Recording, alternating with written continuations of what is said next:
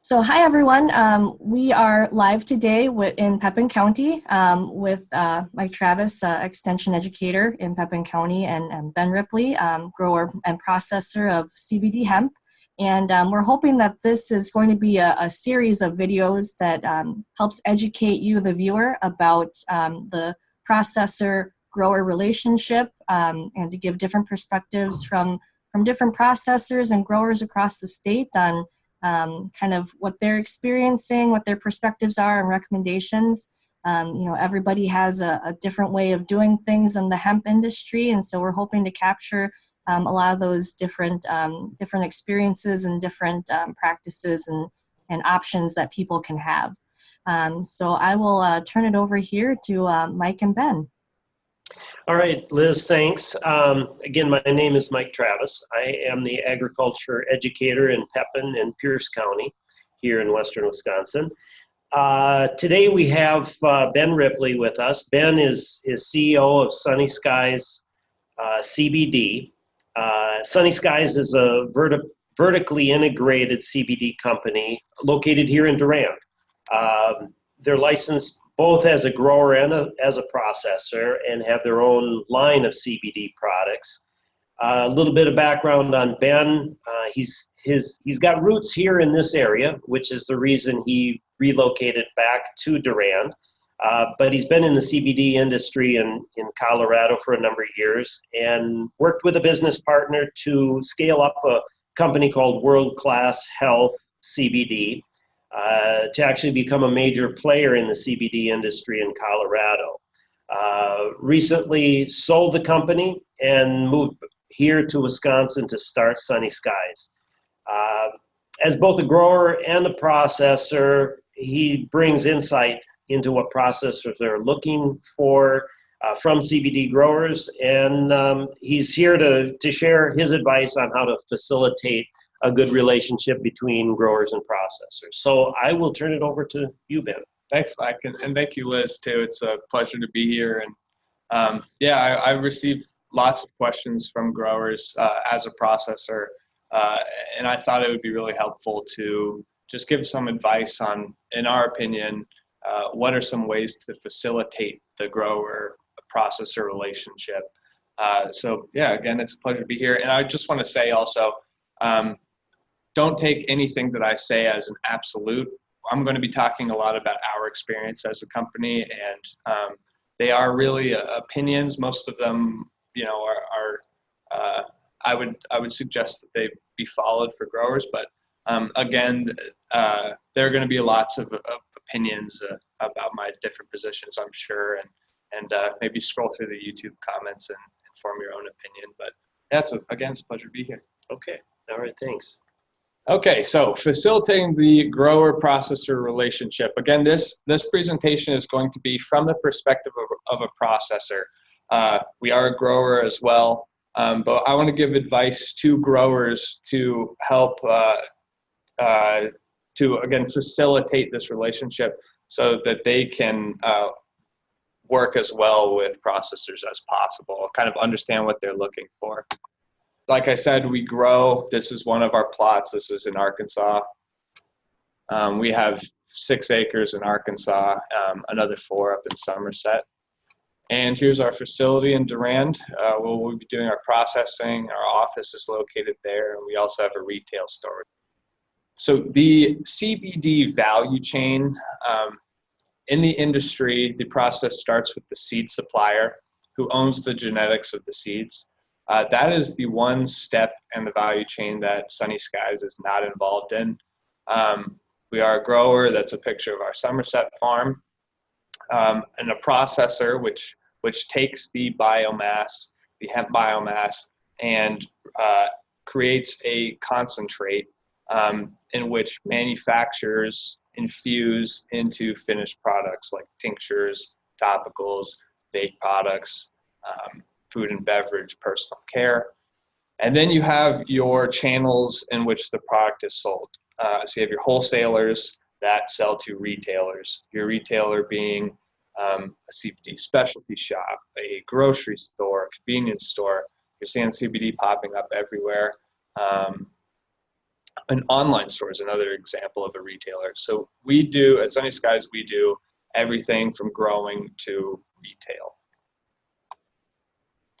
So this is an introductory slide of the different topics I'll go into. So I'll just briefly run through them.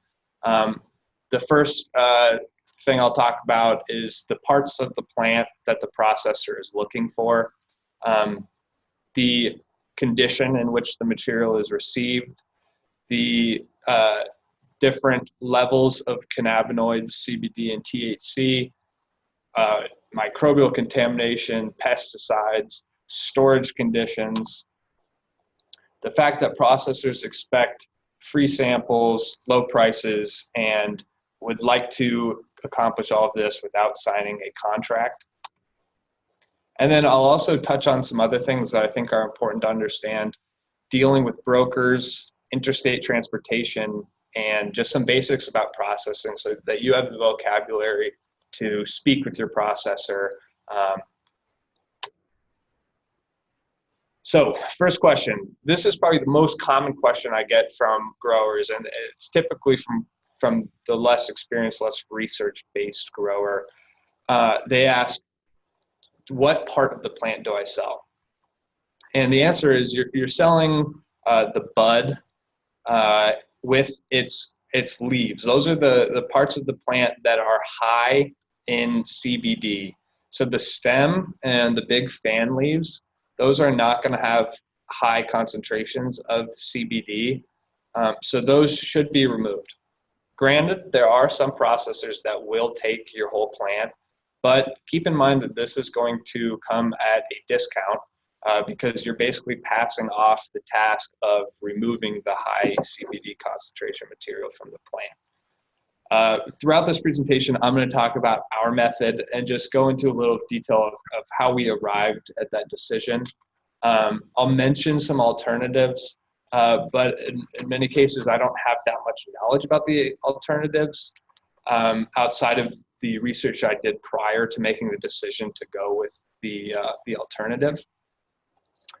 So our method for trimming and bucking our plants is a machine that pulls the plants through a die hole and strips the stems of its buds and the smaller leaves. This is known as a bucking machine, and they cost, online you can get them for $15,000, $20,000. We actually worked with a local machinist who was able to make us one. It's a pretty simple machine. You can look it up on YouTube. It's basically a conveyor system pulling the plants through, stripping the plants of material. The reason why processors are only interested in the high concentrated areas of the areas of the plant with a high concentration of CBD, even though some other parts of the plant have trace amounts of CBD, you only can fit so much material into a loading chamber. This is the picture here is the loading chamber of our machine. So because there are only so many hours in a day, and you have to pay, to keep the lights on, and you have to pay people to operate the machine.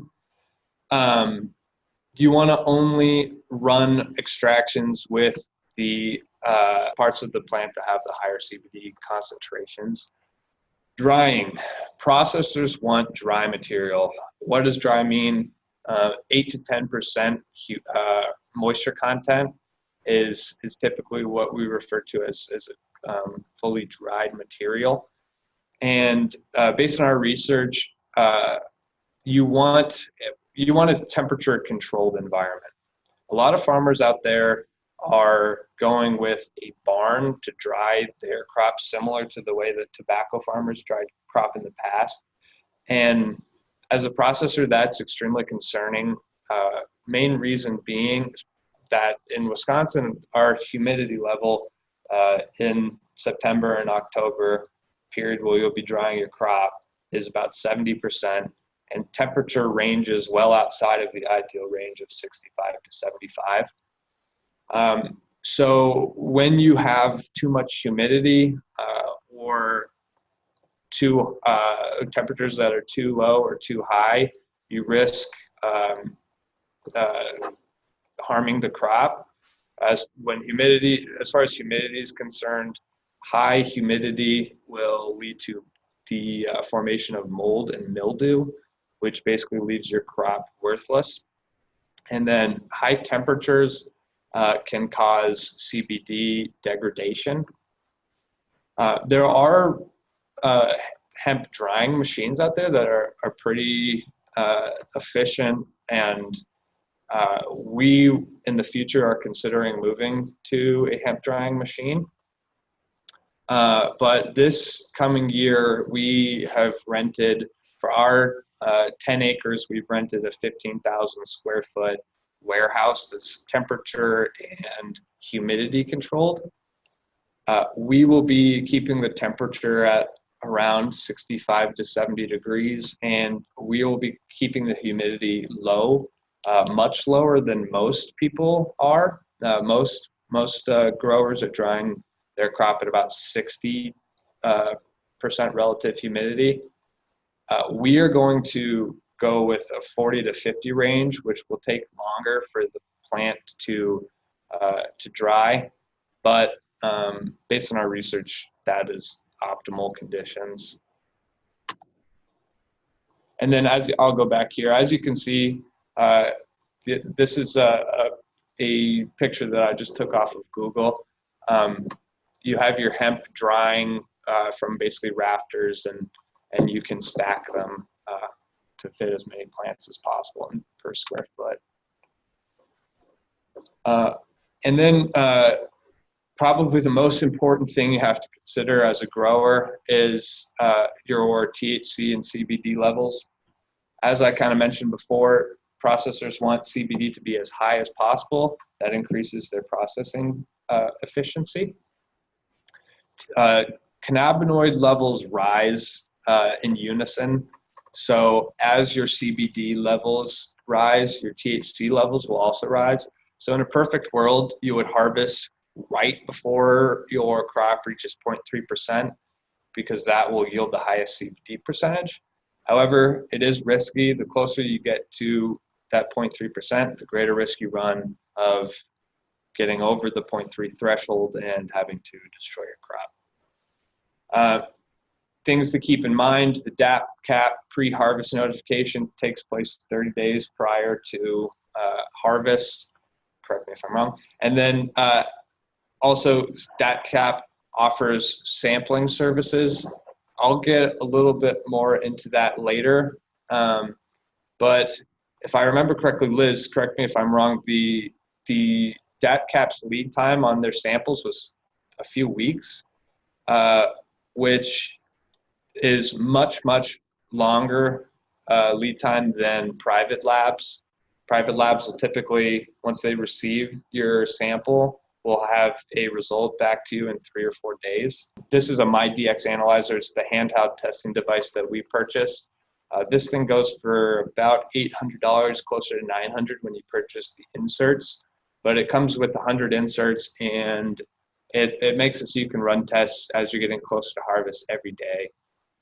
Should expect to harvest roughly 4 months after seed was planted. Microbial contamination. Mold is a big concern with growers. If you spot mold, like this picture here, there's some white fuzzy looking matter on the plant.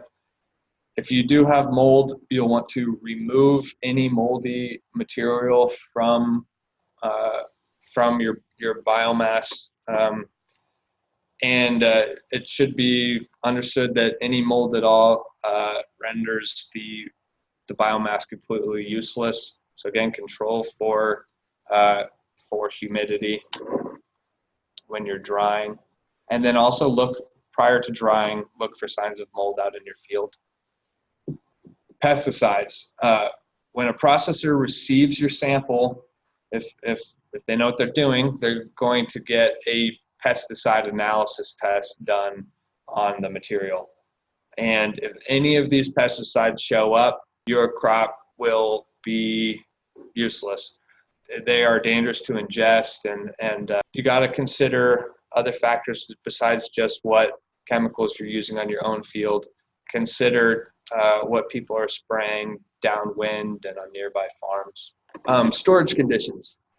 So when a processor goes to pick up a sample, it's typically the first step of the purchase process. They'll come to wherever your product is stored, pick up a sample. It's very important that the material is stored in a condition that meets processor standards. The best way to do that is you don't want CBD being exposed to heat or sunlight. It degrades. Any mold and mildew, the processor will walk out of the door and will tell all of his processing buddies not to work with you, so there can't be any mold. My recommendation would be to use super sacks, which I've pictured here. I've seen them hold 2,000 pounds at a time. They have loops in the top of the bag for using a forklift. And then you want to have your storage area, your bags organized. My advice would be to use lot numbers for your bags. So say you have 20 super sacks, have them labeled 1 to 20. You want bags that are homogeneously mixed. One sort of dishonest practice that growers will use is they'll put their nicest, the material with the best appearance, the material with the highest CBD content at the top of a bag that they'll pull their sample from. So the processor will receive maybe it's 12% material that looks beautiful. And then at the bottom of the bag, they'll have lower CBD content material, maybe even material that isn't fit for sale at all. Or they'll hide bags in the corner that have, less viable material.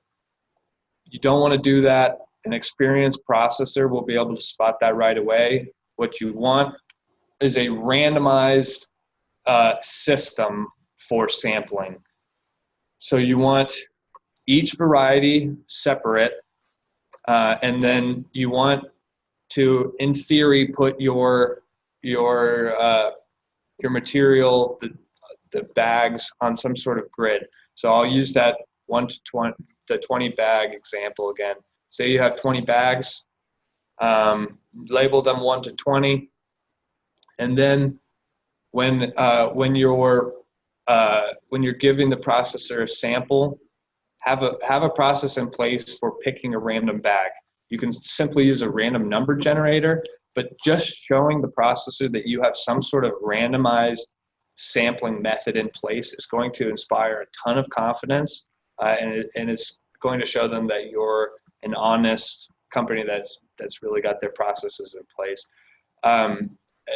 Also, another thing that you could do to make the processor feel comfortable, ask them if they want a sample from the middle of the bag, just to give them further assurance that you're not cherry picking the best material. The reason all of this is so important is that the lab result from the sample is going to influence the price paid. The way biomass is priced, at least in Colorado, and that's sort of the mecca of CBD, and the Wisconsin's market will probably follow suit with this to the degree that it hasn't already. It is $1 per percent CBD per pound. So if the price that a grower is charging processor is $3.50 per percent per pound, 10% material, that will be 3.5 times 10, $35 a pound. If you have material, for example, that's $4 per percent CBD per pound, and that material is fantastic, it's 15% CBD, you'll multiply that $4 by 15%, and that'll be a $60 pound of hemp. There's going to be other things to consider. Is your material dried? If you're selling it wet, you better sell it quick before it gets moldy. And understand that you're going to be selling it for a discount. Again, you're passing on that responsibility to the processor to dry the material. I've gotten a lot of questions about, can I sell just the whole plant? My guess is that yes, there are processors that are taking it who can do the bucking and the trimming themselves. But again, they'll be receiving a discount because you're passing on a responsibility to them. Another very important thing to consider is that hemp market fluctuates. I don't know if 2019 is going to be like 2018, but in 2018, June to November was a period of higher prices that saw typically between $3 to $4 per percent per pound prices. And then in November, the price plummeted. We were seeing as low as $2 per percent per pound from December, and the price never really recovered until the following June. So keep that in mind. Have a plan in place to sell your material by November, or risk the price dropping. And again, it may not work the same way in November. As the market develops, we'll see these fluctuations flatten out. But again, this is a nascent industry, and there's going to be fluctuations. Contracts. So one way to mitigate the risk of these price fluctuations is to sign a contract pre-harvest with a processor. The harsh reality is that if you're only willing to operate in Wisconsin, the processors have all of the leverage because growers are a dime a dozen and there aren't as many processors. Over time, this will become less of an issue. We'll have more processors move into the state as we'll also have more growers, but I think those two will start to, there'll be less of a disparity. Other things that will happen in the future, relationships will be formed so that growers will be able to continue working with processors that they've worked with in the past. There'll be more of a centralized marketplace for selling biomass. Right now, UW Extensions is doing a fantastic job creating the buyer-seller list on their extension page. There's also the directory networking list. That's a step in the right direction. Eventually, though, there'll be a more developed marketplace, which will give growers more power. Also, these questions about selling over state lines will, they'll start to be answered. There'll be fewer questions about those issues. I'll get into interstate transportation. But if growers should not worry so much about selling to processors in other states, processors will be the ones to arrange transportation in all likelihood. So consider that as an option. So just to reiterate some of these pros and cons of signing a pre-harvest contract. Pros, you guarantee you'll sell your product before price drops. You'll have a better idea of your income for budgeting. You have the opportunity to establish a relationship with a processor. And a con is that contracts come with a price discount. You're mitigating risk, and therefore you're reducing the potential for a reward. There's always a chance that you could have sold your crop for more had you waited and just sold it on the open market after harvest. But our advice, take a contract. Before you do so, consult a contract lawyer. Okay, brokers. Brokers are basically middlemen. They have a connection with the processor or processors, and they make their money by taking a commission from the sale. So they save you time. They have a network that you don't have. But there are some red flags that you should be aware of. One other drawback is that they increase the price of your material for processors because they have to be paid. Okay, so brokers, a lot of them have very little industry experience. It's almost always a side job. Here are some red flags to look for. If they don't let you speak with the processor, that is a big red flag. They will often ask you to sign a non-disclosure or non-circumvent agreement. And what this means is basically you are forbidden from cutting them out. That they are tied into any exchanges between that processor and you as the grower. This is completely normal. It protects them, and it's understandable. But you should read before signing. Again, a lawyer's not a bad idea. But if after you've signed this non-disclosure, non-circumvent agreement, if they won't let you speak with the processor, if they're constantly contacting you, that is another big red flag. A lot of them don't have much experience. A lot of them are very good at their job and will be very professional. But if you get any uncomfortable feelings from them, go with your gut. There are a lot of shady brokers out there.